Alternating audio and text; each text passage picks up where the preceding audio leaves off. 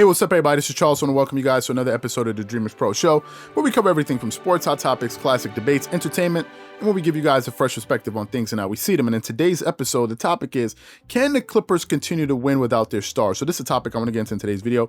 But before we get into that, I want you guys to please make sure you go ahead and hit the like button, hit the subscribe button, hit the notification bell to be notified whenever we drop our content.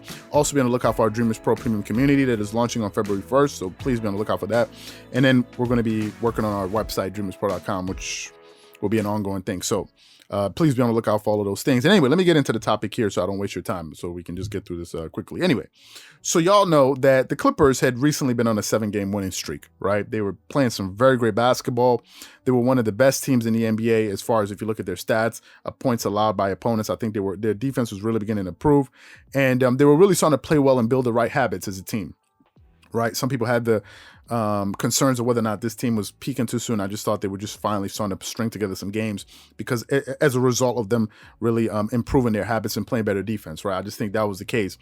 PG was having a bounce back season. If I go and hunt down his numbers here, let me see if I can hunt down his numbers. Just give me a second here. If I go and look for Paul George's numbers this season, the guy is averaging, 24 points per game, 6.2 rebounds, 5.4 assists. He was shooting 50% from the field, 48% from the three, and 90% from the free throw line.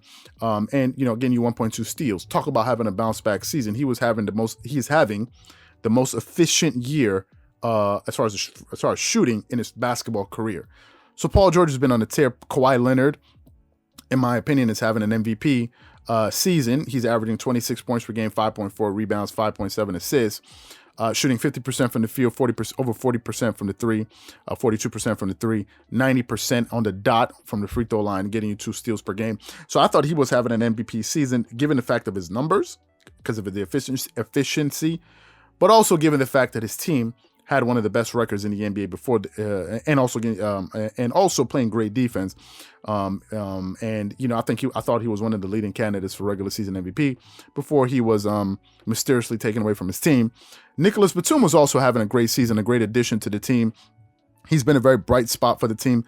One of the under the radar acquisitions for the team that people like Nick Wright said that was laughing at on TV, saying, "Oh, Nicholas Batum is going to be a great pick for you guys."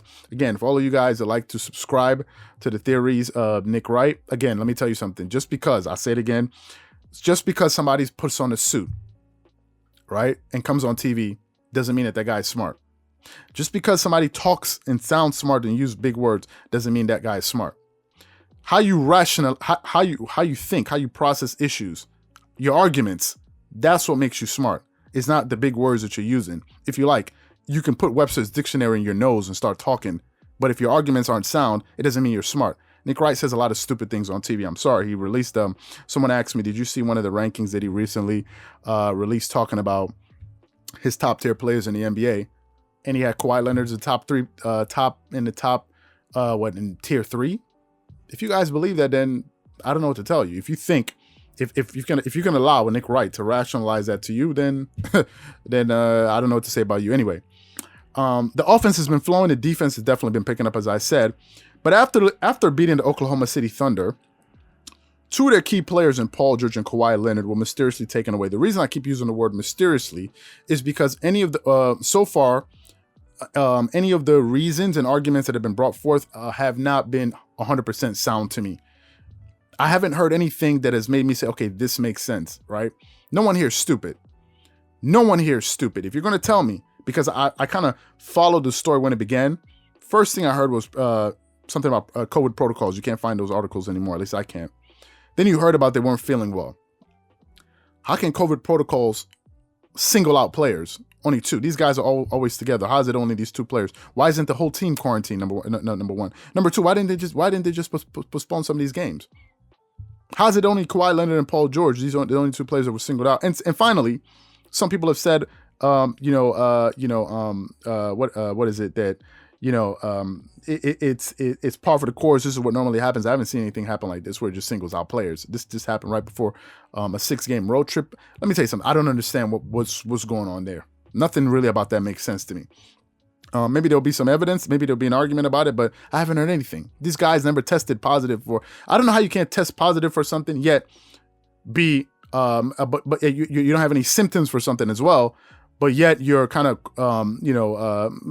they're keeping you away from your team because we don't want you. I don't even, you hear me trying to explain it and it doesn't even make sense. But anyway, and the team has been affected by not having its stars. You saw the last game that they played against the Atlanta Hawks. They could barely score any points whatsoever.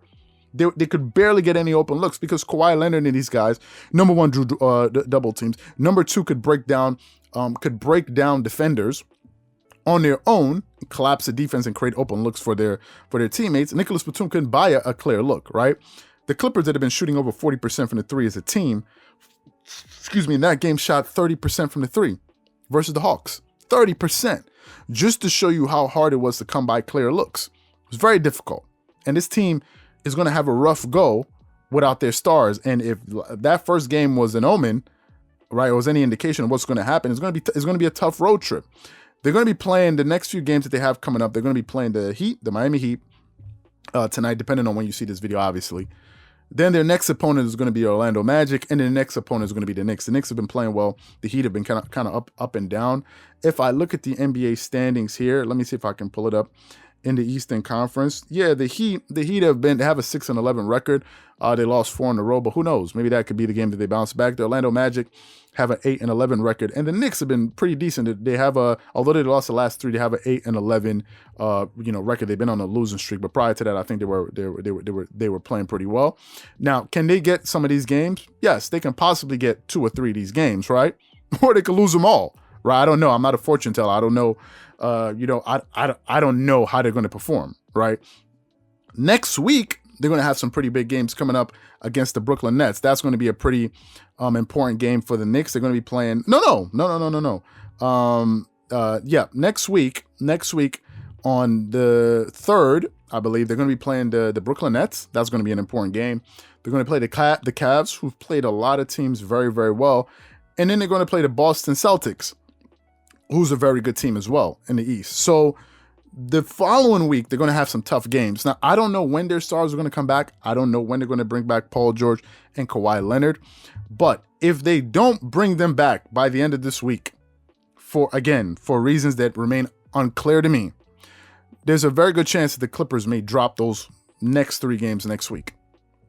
There's a good chance of that because those teams are very good teams, right? You need your stars, especially Brooklyn, because Brooklyn has a lot of offensive firepower, and you're going to need a Paul George and Kawhi Leonard. Number one, to play defense on those guys, but number two, to make them play defense on them because they can score, right? Clippers don't really have any players on their side that can make those guys play hard on defense. So you need those guys for those games, and if they're not going to be there, there's a very good chance that they could lose all of those games, just my opinion, right? So can they hold on until their stars get back? Possibly this week.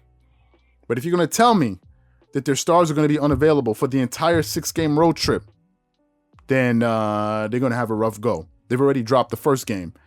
They're going to have a rough go at it because they need these guys to come back. When are they going to come back? I have no idea. The entire thing remains foggy to me. Again, as I said, I watched some of the post-game interviews. Kawhi Leonard never didn't say a mumbling word about his health. Paul George only spoke about tightness. That's why he asked to be taken out late in that fourth quarter. Apart from that, those are the only 2 stories I've heard. All these other things, I don't know what people are talking about. Again, I've asked people that kind of have an explanation for this. If you have any concrete evidence, articles, or something that you can that we can refer to, that would be really helpful. If you have any articles, please, can we read it? Because obviously, if you're going to make your argument and say, no, listen, this is the case, you must be basing it off of something. If you have some kind of concrete evidence that we can read, that'd be very helpful. I like to go through that and inform myself. So the next video we produce, we have more information. But if it's just what you think, then we're all kind of giving our opinion saying we don't know what's happening. If it's just what you think, then you don't know what's happening. Neither do I. I'm just kind of going off of what I know so far. So guys, let me know what you think. Let me know if you think they can hold on without their key players. Once again, let me know if you enjoyed the video. Be sure to make sure you go ahead and hit the like button if you haven't already. Hit the subscribe button. Hit the notification bell. If you enjoyed this video, be sure to check out the next video that we have coming up. Once again, this is Charles here from Dreamers Pro. Wishing you guys an amazing day. Catch you guys on the next episode. Peace.